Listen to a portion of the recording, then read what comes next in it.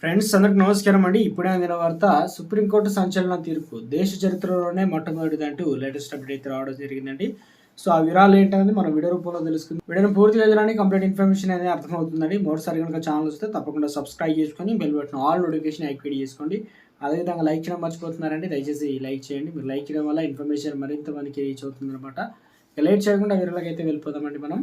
బల్వంత్ సింగ్ రాజోనా క్షమాభిక్ష పిటిషన్ను రాష్ట్రపతి ముందు సమర్పించాలని రాష్ట్రపతి కార్యదర్శి సుప్రీంకోర్టును ఆదేశించింది. ఇక 2 వారాల్లో క్షమాభిక్ష పిటిషన్ను పరిశీలించాలని రాష్ట్రపతి సుప్రీంకోర్టును అయితే కోరిందనమాట. అయితే అప్పటి పంజాబ్ ముఖ్యమంత్రి బియంత్ సింగ్ హత్య కేసులో రాజోనాకు మరణశిక్ష విధించబడిందనమాట. దీంతో నిందితుడు రాష్ట్రపతికి క్షమాభిక్ష పిటిషన్ను దాఖలు చేశాడు.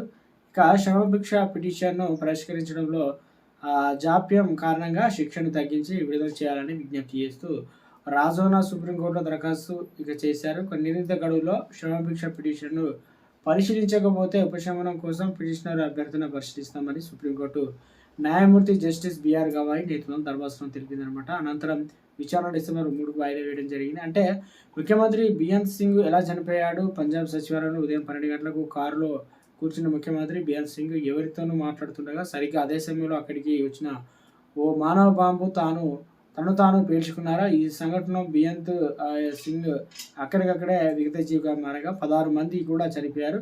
ఈ హత్యాకాండను పాల్పడిన వారందరికీ ఉరిశిక్ష, మరో ముగ్గురికి నిందితులకు జీవిత ఖైదు శిక్ష తీర్పును సుప్రీంకోర్టు అయితే కోర్టు అయితే మొత్తానికి ఇక్కడ ప్రకటించింది. ఘటన సరిగా లేదని చెప్పేసి 1990లో జరిగింది.